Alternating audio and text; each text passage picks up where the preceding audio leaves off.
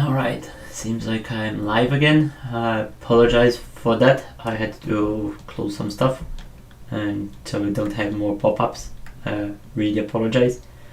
So I'll go back to the view. Actually, I think I'm gonna change the view for the full Blender screen, so it doesn't distract so much with the concept art. If I go back to mention the concept, I open again the view here to show exactly what I mean. I actually have a 2 monitors set up, and that's why I always looking on the second monitor. But I couldn't find a better way to display this over than just putting the other screen on top of my image. And I completely forgot that sometimes it blocks whatever I'm doing on this side of the panel. But sorry. So back to modeling the shape of the boot.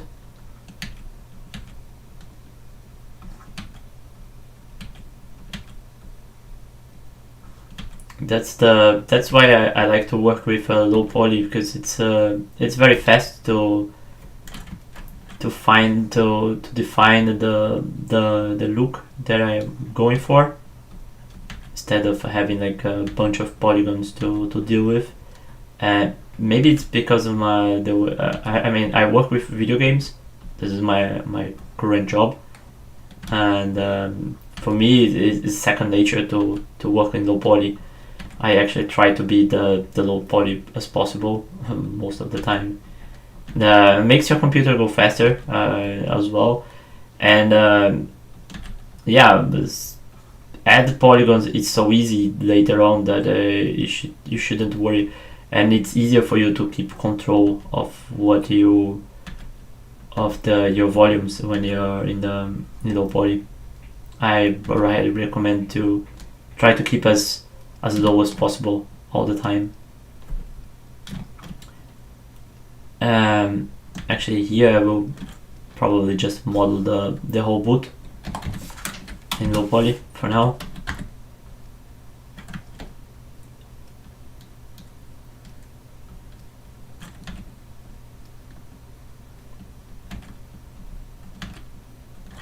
Okay, the way I'm thinking here is like yeah, the way the boot would be, it would be like here it has like this cloth part on top, and then the boot has like some folds here, and then in here goes forward to the feet, right?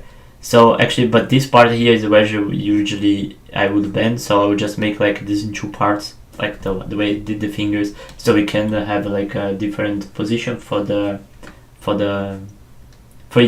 each child later on.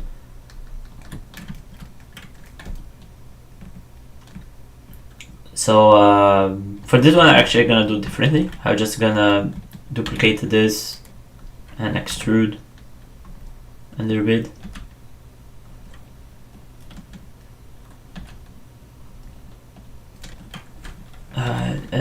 I find it's funny to try to come up with different ways to. That's the beauty of 3D, right? There's no right way. There's a million ways to achieve the more or less same end result. So it's always up to you to decide how you want to approach, and it is actually pretty cool. It's a good exercise, I find, to challenge your brain, like how can I achieve this shape and the minimum amount of work, or maybe even in a different way that I have never done before. So you practice different tool sets. And this is if you press L, you can select like isolated parts, right? So since this part I duplicated this face is outside of this mesh and extruded, now they are 2 independent parts. So I'll just pick up this and move it a little bit more forward in Y. And this one actually I'm gonna just model the tip of the boot.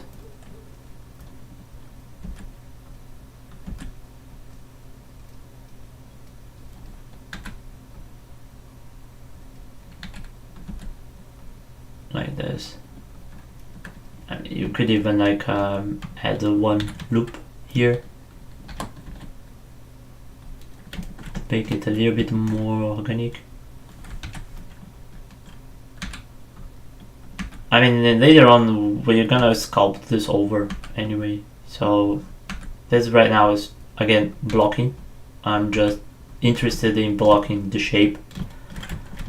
Yeah, and don't forget your Achilles heels, your heels, right? So always you need like a real thing. Food that has like you have like this configuration. This is where you bear most of your weight actually. So don't forget this part. It's very important to have like this volume in the back of your foot.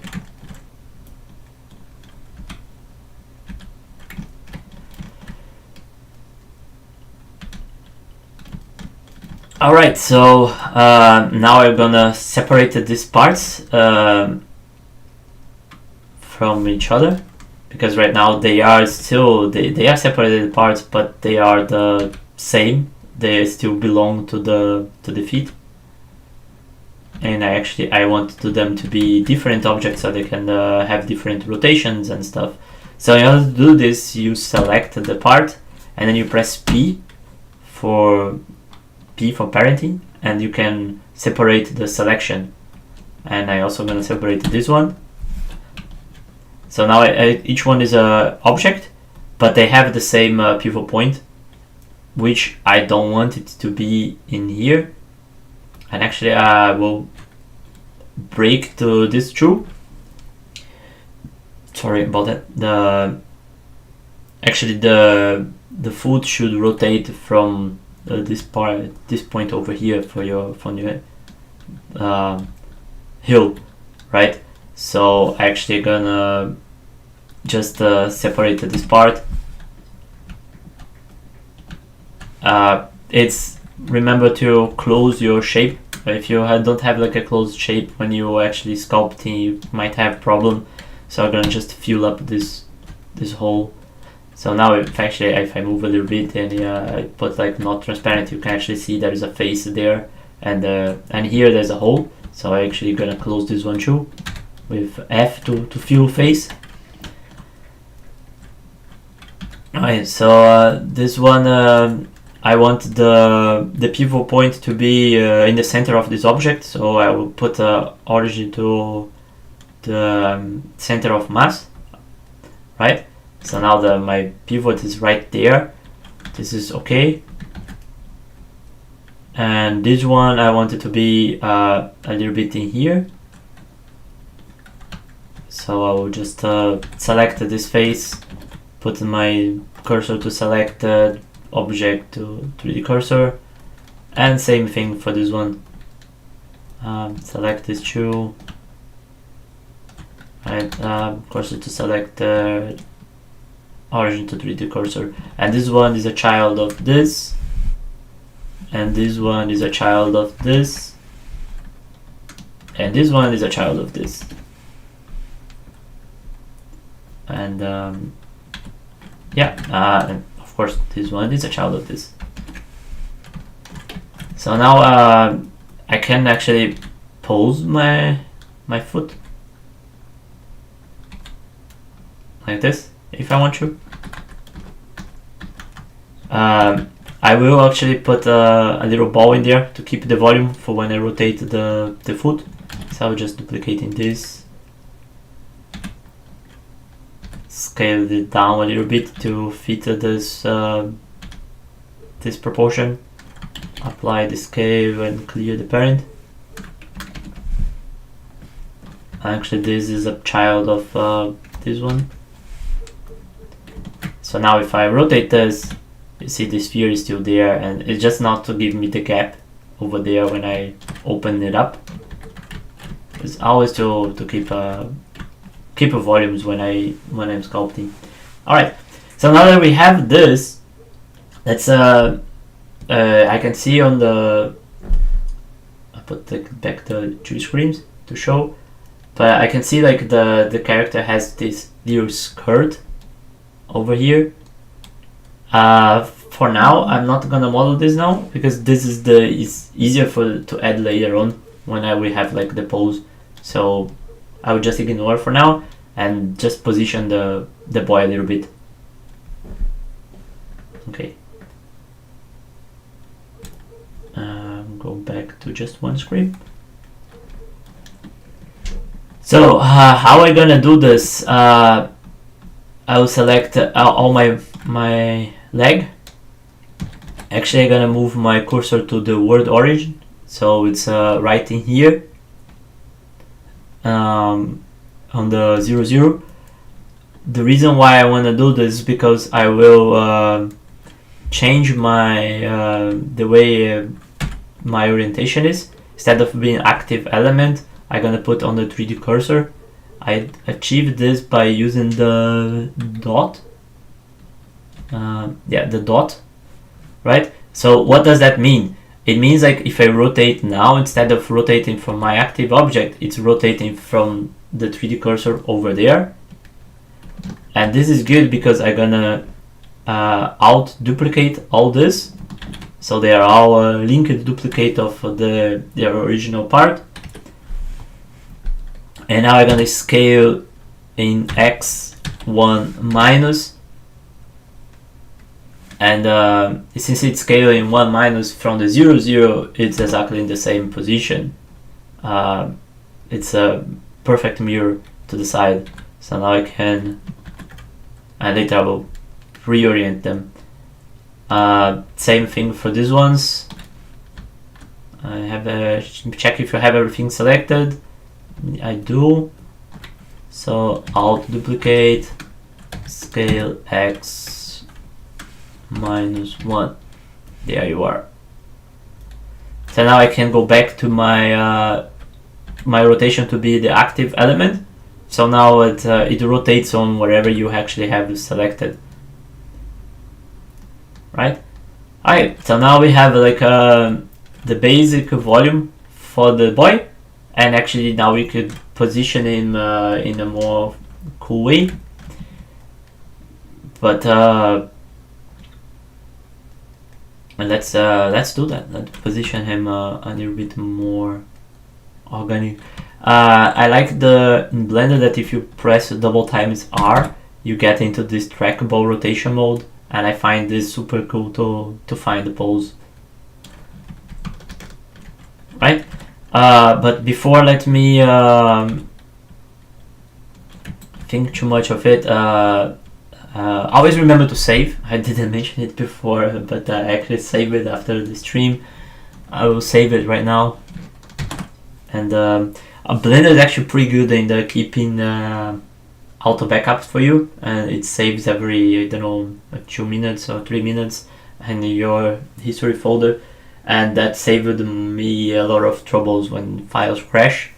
It's surprisingly stable. Blender doesn't crash very often, but in the occasion that it does, or you have to recover an old version, it's always good to have that. The head is a little bit, the eyes is that's where I stopped yesterday. I will define a little bit more because it's kind of bothering me. So again, I'm gonna put now the 2 screens to show what I mean. Again, remember we're looking at these concepts. I want the eye to be more or less like this kid eye. So I'm gonna zoom in a little bit to see the shape. And I'm gonna draw, because it helps me when I have like a drawing on top. Like this. And the skin fold like that. Remember that this thing is gonna be printed, so you want to emphasize a little bit more the details. So if it feels a little bit more than it should be, usually it's fine. It's not a problem. And I like what I like here. I really like the thickness of this lower eyelid. You really see like the volume, so I want to achieve this. Like I want the volume to be like this, and then from here going down, like he has here. You see like it has like, it goes pretty much like a cut here and then up. This is like the shape I want to achieve for the eyes, right? So let's position it a little bit more, like in an organic way. And remember, you can hold control to pull it towards its normal. That's when the low poly really gonna help you. Don't go overboard on your poly count and sculpting. It's actually, I find that this is the lowest you go, the easier it is, at least to me, to control the look.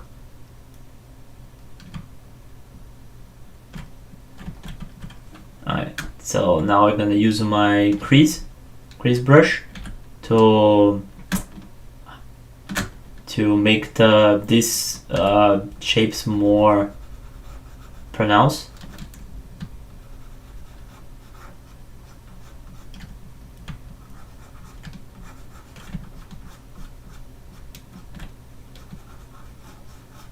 Again, the crease brush, what it does, I mentioned it yesterday in the past stream. It pulls in or out the center point and move the outer edge of the brush of the face towards its center, so you get like this pinching effect that really helps to define the look. And I really like to notice, like in here, that you have like this connection in his eyelid goes all the way down like this. So let me put like here and draw it over what I mean. You want his eye goes like this down, and then here is where you have like a distinct separation, and here starts the brown right here, right? I actually think my brown is too soft, so I will pinch it up with I'm increasing it in negative. So what it does, it pulls like this face forward, right? You see, it bridges it up forward, and this is what I want to see. That's what I want to achieve. That's the kind of things, like it becomes second nature. You just know what you think, like what you want to achieve, and the more you do, the more natural you're gonna know which brush gives you the easiest way to get there.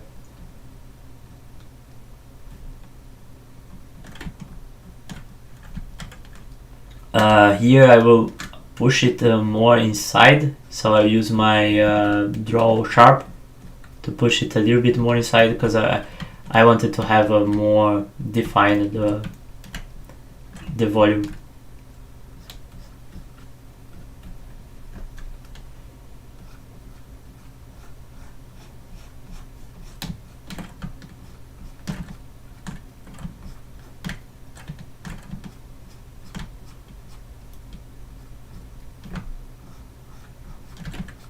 And in here I wanted this part on top here to be very flat, so it really catches the light and gives this, if you see this white highlight here in the eye, this is like the light bouncing from the sky. So in order to do this, I will use the scrape brush. Scrape brush, it's one of my favorite brushes, the one that I use very often. It cuts down and it makes like a very flat surface. You see, like I'm using here, just to show you the point. So what I'm gonna use here is like just to flatten it up and make it more, remove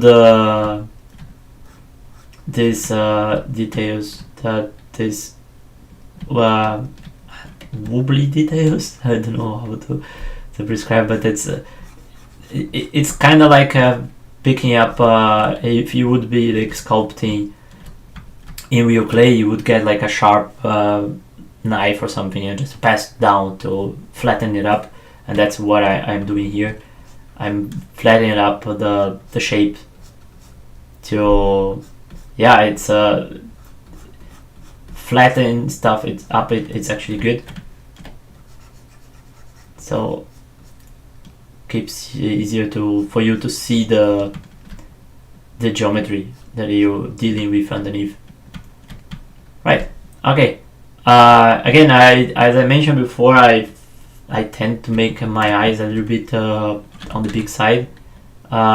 This, for miniatures, I find it's not so much problematic, especially because, I mean, when it prints, eyes are usually, is this, as they say, it's the center of the soul, is where you actually gonna look, but people usually look first is through the eyes of the character. So, and in when it's printed down, if you have the tiny little bit bigger than you would expect, to my taste, it's not as problematic. Yeah, maybe I might have gone a little bit too far in this one. We'll see later on. It's not a problem. It's everything is a work in progress until you're done. So you can just come back and easily adjust. And I also want to hear the feedback from the client to see what he's gonna say, and there is no point in over stress right now. It's still far from finish. I just want to have a little bit more of a face before I push forward. I like this, that I think like right now, if I look at my model, this is too flat. I like he's on the live deck drawing, it has a little bit more of a fall, so I will pull it down a tiny little bit from here and up there.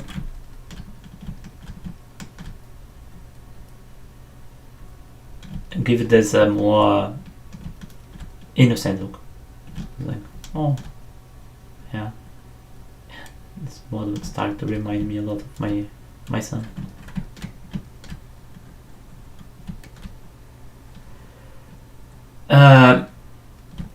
Yeah, I think it's going.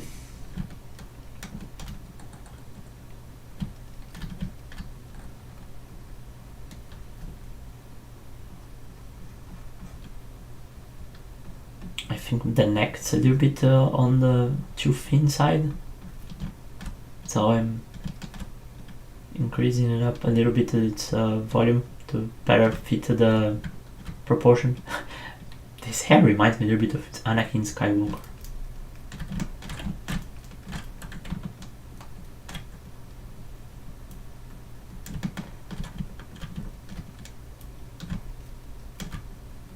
I'll buff it up a little bit more his cheek. I think I lost a little bit too much volume on the cheek.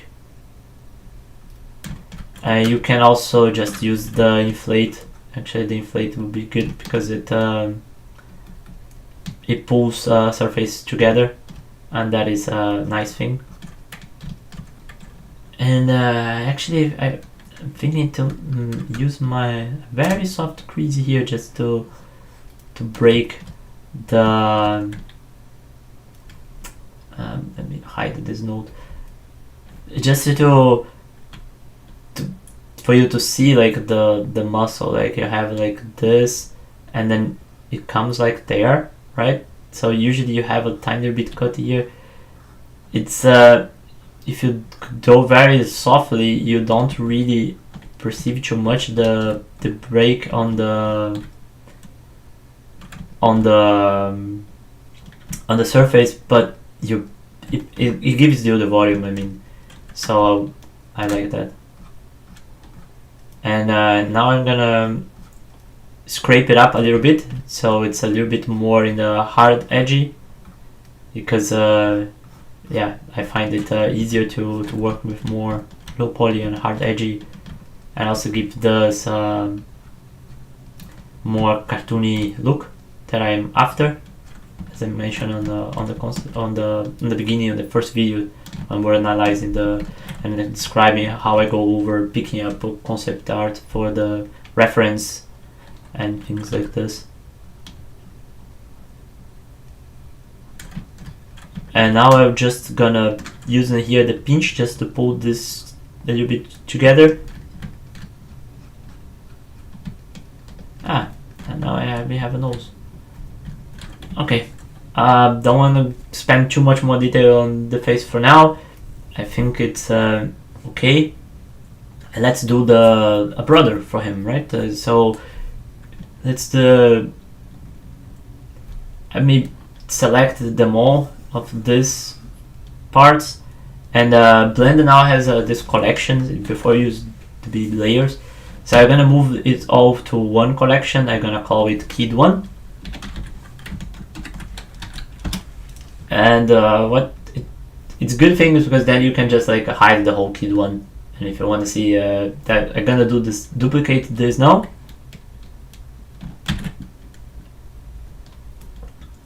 And this I'm gonna move to new collection. I'm gonna call it Kid2.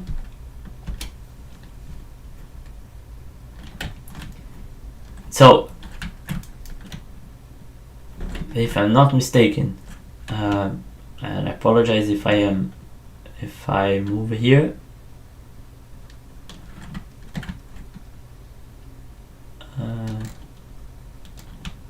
Hold on, let me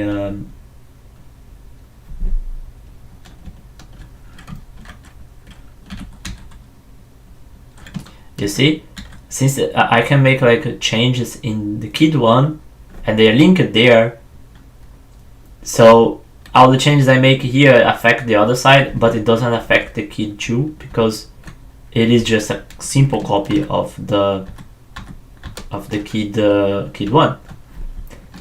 But if I modify here the Kid2 to the other side, see it's very smart. It's actually pretty cool.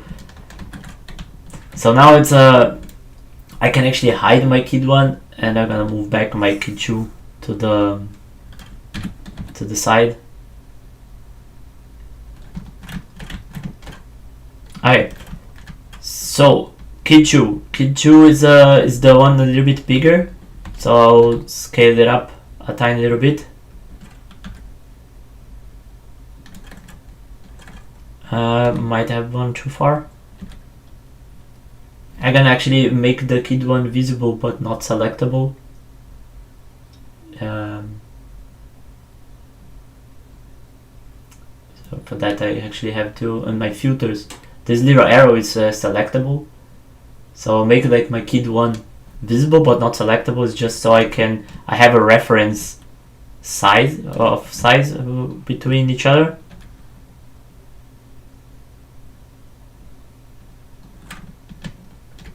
And okay, yeah, I think this matches my concept, my drawing, my reference drawing.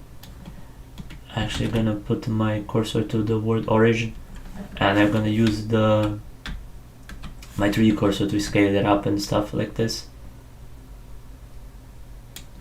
Actually no, I'm gonna move my 3D cursor to the bottom of the feet, and now I can just scale from the feet. See, makes it much easier. I have a light. I'm gonna delete this light. I'm not using it right now. And why is not doing by the 3D cursor? Okay, this is what I want. Yeah, I think this for Kid2 is better. And I will duplicate this, and you guys can guess how it's gonna be called. Kid number not 2. Kid number 3. And kid number 3 is the tallest one, so he's a little bit almost like half a head higher. So cool. Okay, so let's do the kid number 3 first, and then we do the kid number 2 last. Sounds good? Alright, kid number 3. So this one is a little bit older. This actually is the oldest one. So I want to have more a teenage look. Sorry, I almost showed the face of the photographs that I want. Actually, I'm gonna change the screen to be just the monitor, because I'm gonna be looking at some photos of kids, and yeah, for you guys, I mentioned before, I go grab some photos on the internet, but since I don't have the rights for the image, I will not don't want to put on the stream. So sorry, I will try not to make so much mention about oh, like this, look at this part, because yeah, you cannot see. I think like the main difference between a young boy and a more almost like a super young teenage, it's gonna be the shape of his eyes. It's gonna be a little bit smaller compared to the size of the head, and also this chin. It's gonna be a little bit wider. The head's gonna be a little bit more angular, so it's a little bit more of towards a young adult. So I will first adjust the head, because I mean, if you get like a look that you more happy with, I always find like I try to get like a head, even if it's not like a final look, but I try to get like a more refined head a little bit, because it helps me visualize the model I am after. So this is the reason why I detail the head a little bit more than actually start modeling the rest of the body. I mean, I like to see a more not final. I mean, it's too far from being final, but it helps me see better. I don't know how better I can explain. Yeah, I'm not a poet, sorry. But I mean, it's easier for me to look at a more defined model than.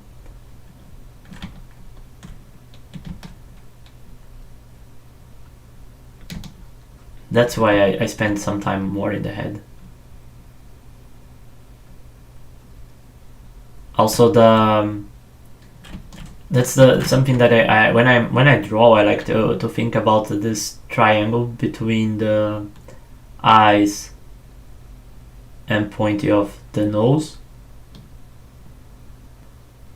right? And then you here have your mouth, and this is like how I think about proportion. And the younger kid, these angles here are more acute. So the line, like the tip of the nose, would be more up, and like the whole thing would move more up, and then you're gonna have a bigger forehead. So the more the young adult is, the bigger it is this angle, and also the bigger is the distance between the. You start becoming more of a traditional division, like from the tip of your nose here and to the lower lip is more or less distance here. It's gonna be more or less the same distance to the chin. So that's like the things that I'm actually changing on the face to have a more young adult look. And again, as I mentioned, the eye is also gonna be a little bit smaller.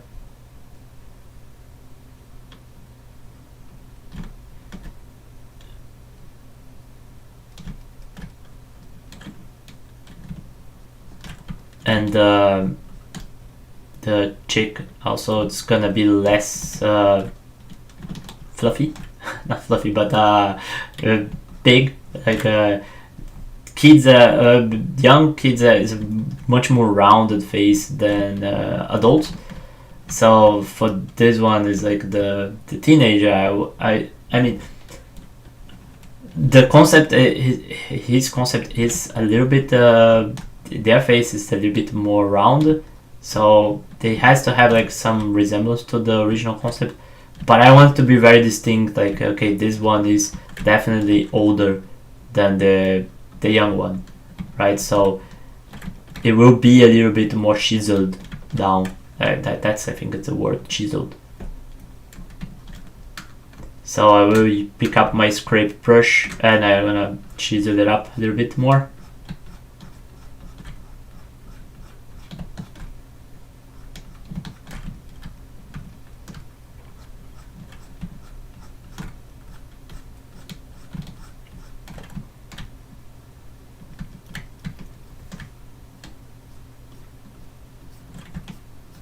Also the forehead, this curve on the forehead now is it's too round, it's too childlike.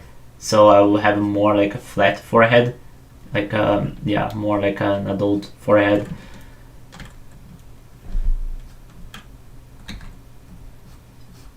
This is I'm speaking while I'm making, just to explain like what is my thought process behind. And then as long as it looks cool to you, it's this is what you should look for. Like, it looks cool. I mean, it's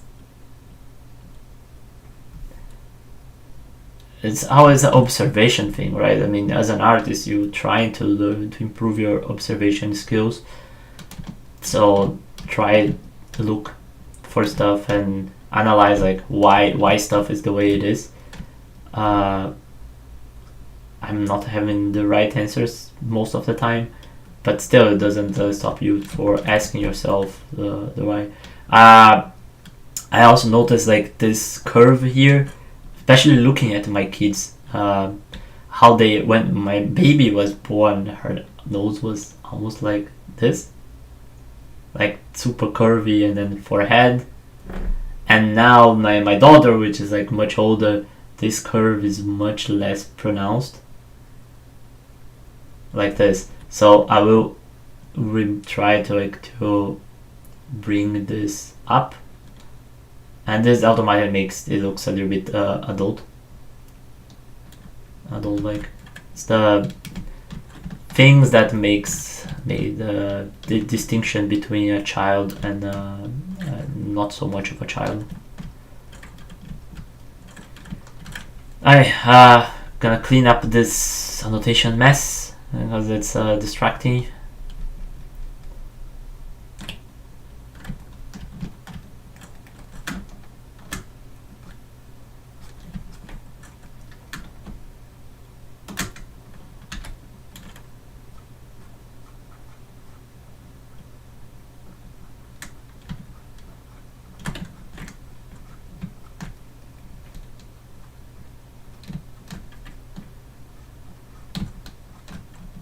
This is something I know I like to do on my sculpts, is like define very much this little bulge that you have right on where your mouth meets. It gives this little volume, and almost like he's smiling.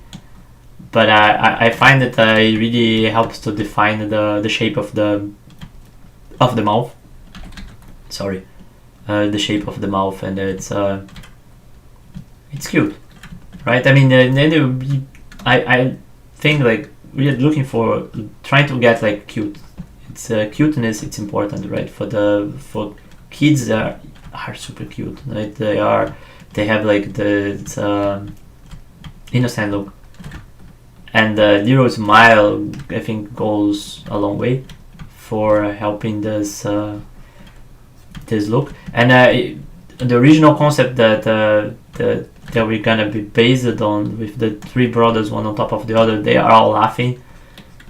I will later change their facial expression. For now I'm just getting like a generic look on them, but again, it's I'm thinking a lot on my kids when I'm modeling this, and my memories of my kids, that they are most of the time smiling. I like to think that they are happy. Oh man, I'm really sorry for if you listen to what I'm saying, because yeah.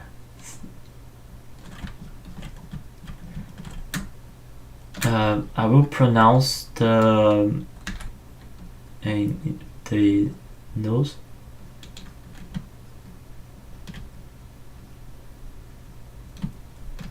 Yeah, okay.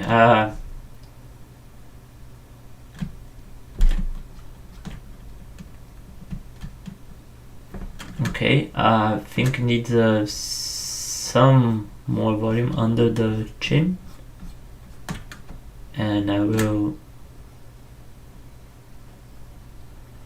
This feels like cutting butter. It feels so good to just scrape it up.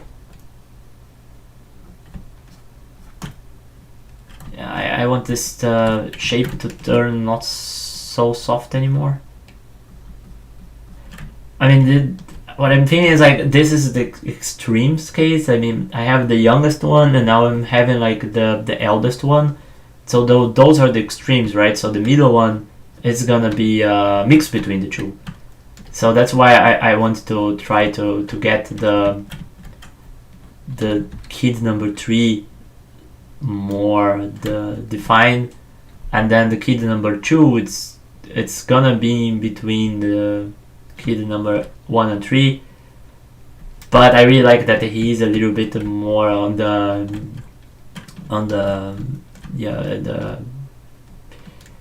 healthy side.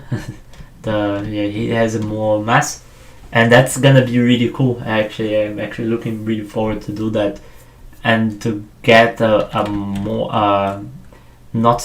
It's gonna be challenging because the more curvy you make, the more childlike it looks, and it's gonna be challenging to make it a little bit more curvy and still you read that okay, he's definitely older than and not just by the size of each other, although that definitely gonna helps, but you're gonna read like okay, he's definitely a little bit older than the youngest one that's on top, and actually he's gonna be the base of the composition, like he's the base of the pyramid. The ear should be a little bit smaller, and now is when I want to have back my active element.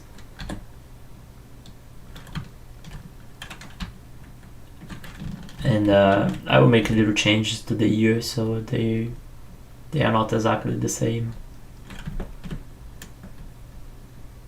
I mean, every ear is unique, right?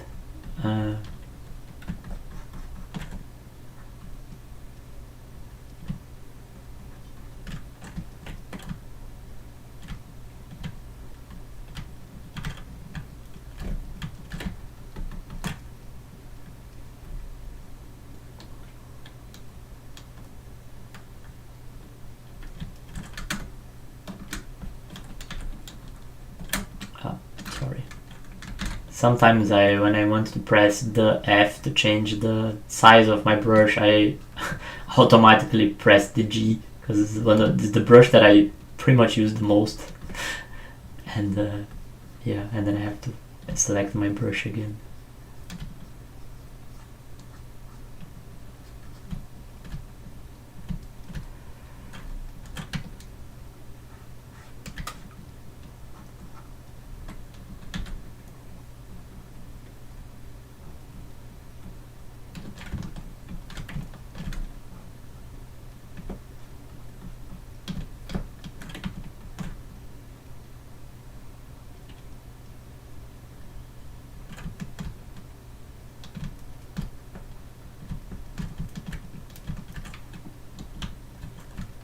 Okay, let me move this out of the way, and then now I'm back to, I can share my screen again.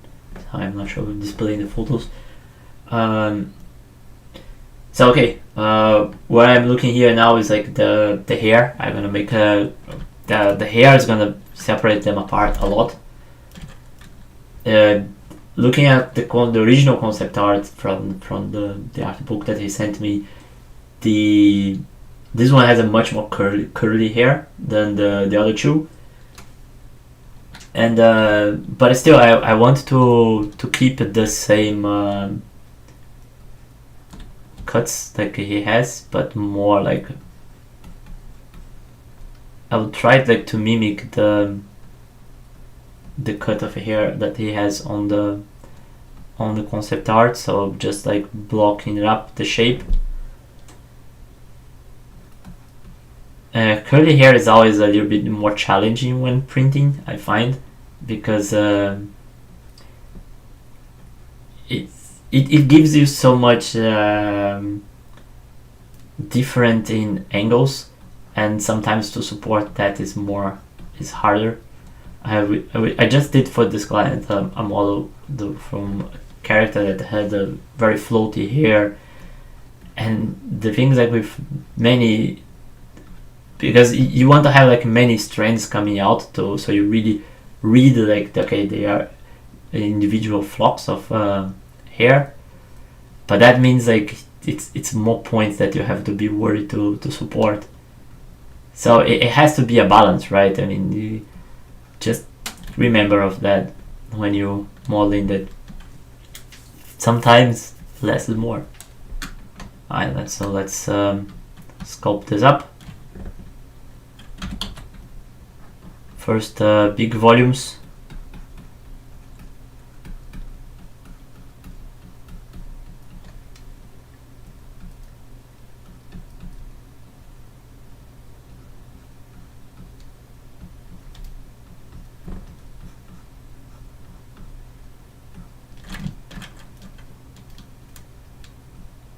This one looks even more like Anakin Skywalker. I think the force is strong in this one.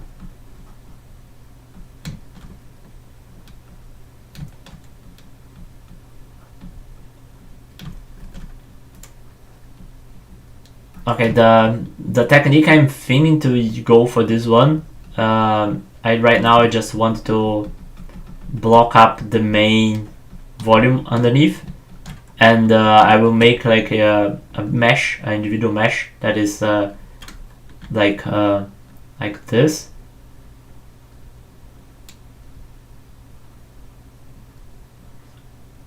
Right, and this I will duplicate around it's kind of scatter around the face, and I want to get rid of this so you don't really see like I'm pretty much reusing the same hair of the brother. So I want to remove this very unique feature that the young brother had, because this one has to have its own distinct look on the hair.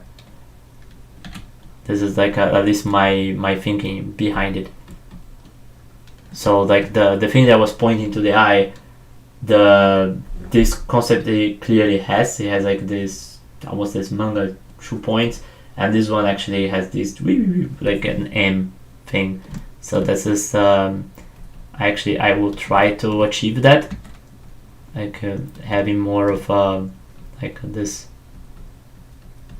And like the hair, it's gonna go more like wee and pointing up instead of pointing down like the other one.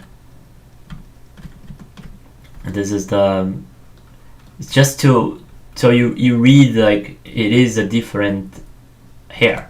It's not the same one. I'm not just simply reusing, although I'm totally part of it. I mean, I'm heavily modifying afterward, but still. Alright, so now I will still, these ones are too much like the young brother, so I'll just fluff them up. The one when a lot of the change is gonna happen when I have more of the composition of because then the relationship between each brother gonna really define how things has to go, because in the end the sculpture is them together, so the lines of one have to lead into the other in a pleasing way. So right now I'm more like individually making them, but if I have time I will try already to start blocking out the shape, because the the composition gonna dictate so much of how they each individually has to look.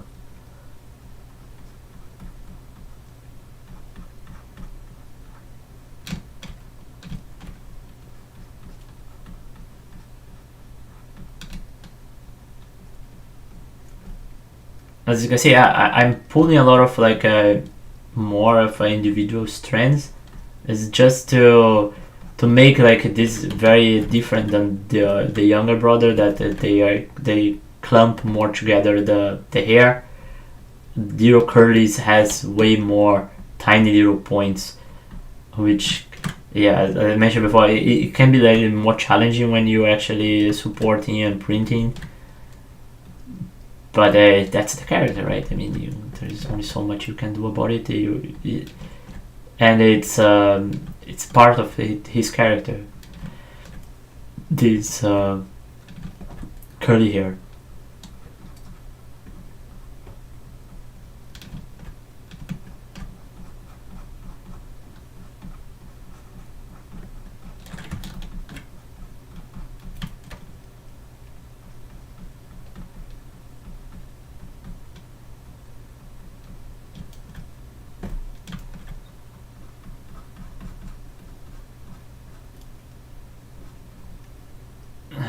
I always have to be careful not to spend too much time on one point. I always try to move around and see different angles, see different silhouettes, and think where can you separate this from the other one and make it more unique.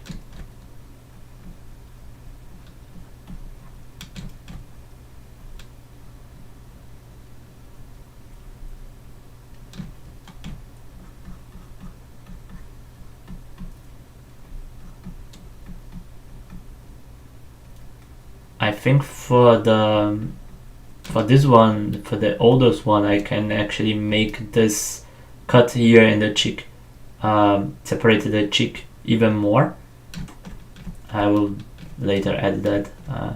That's the thing, is like when you're modeling something, you always having a peripheral view on the other parts of the model, and then you see like, oh, I could change that. Yeah, probably that would be a good idea. So it's a very flowing process, I find. And it's very relaxing. It's highly addicting to sculpt, I find.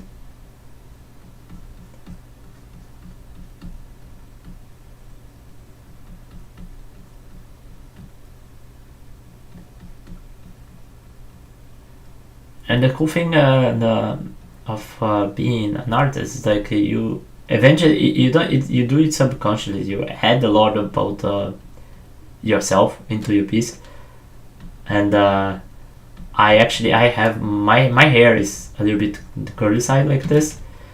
So when my hair was growing, I actually had a hair pretty much very similar to this boy, but yeah, much bigger. My hair when it grows, it grows, man. It's like a lion. My hair would go like, whoa, this is volumetric like this. Yeah, true story. I'm not gonna go that far on this character because if I look at the concept, it goes more or less up to half of his shoulder. So I think like this fits more the look.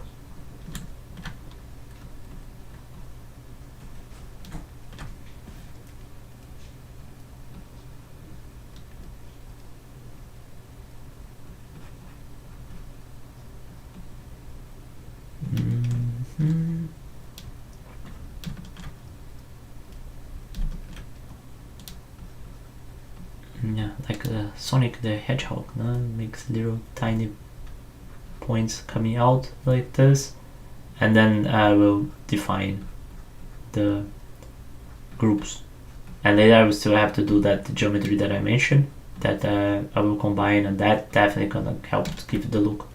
So alright, so now some of the faces, the polygons are very stretchy, so I will remesh them. Now they are more even, and now I can just pick up my draw sharp draw sharp. And now we're gonna just go kind of nuts and draw some curvy line. Like this is it's fun. It's almost like drawing.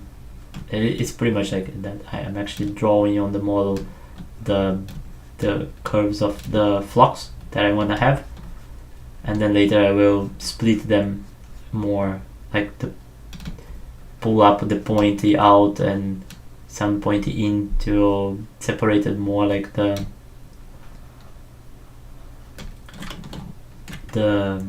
connection.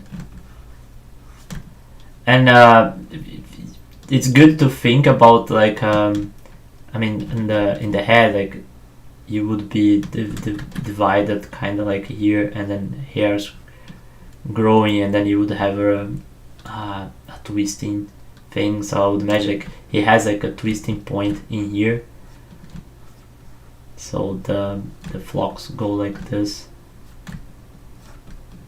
I didn't even know flocks the right way, but I mean I hope you understand what I mean. They grow more like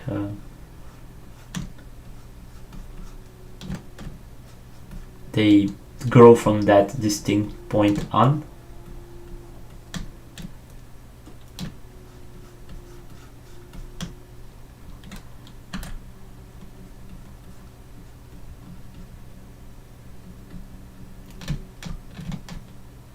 And also, don't be afraid of using your clay strip to draw volume.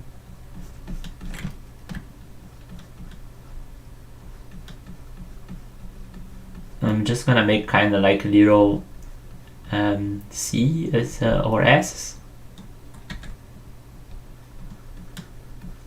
I just want to make it a very different volumes in the hair, and less of a uniform, because that helps to think like it's a bunch of little chunks of hair together.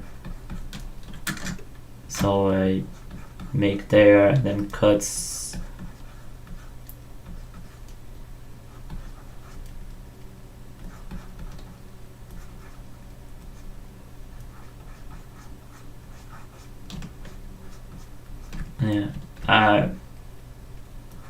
Yeah, I don't know what else to say.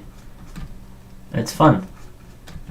It's there is no right or wrong way, as I mentioned before. It's just what you feel like you should do, and you should try. If it works, fine. If not, you do it again.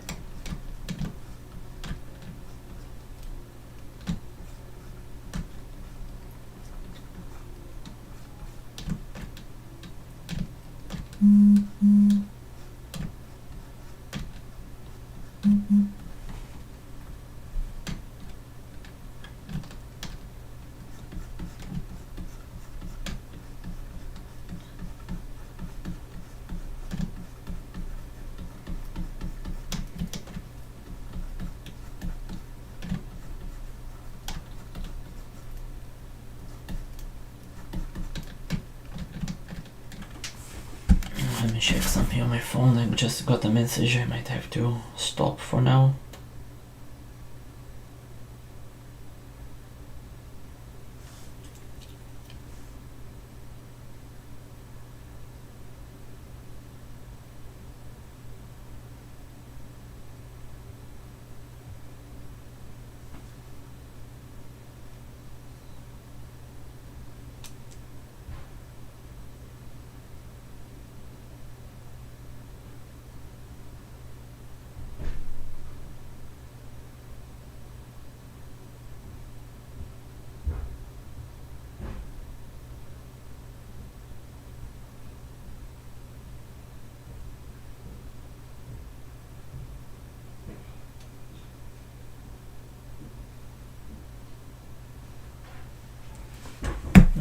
Apologize.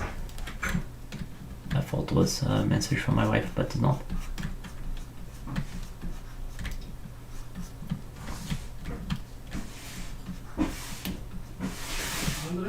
Oh, I have to get going. Just a moment. Yeah, I will stop for now and later I continue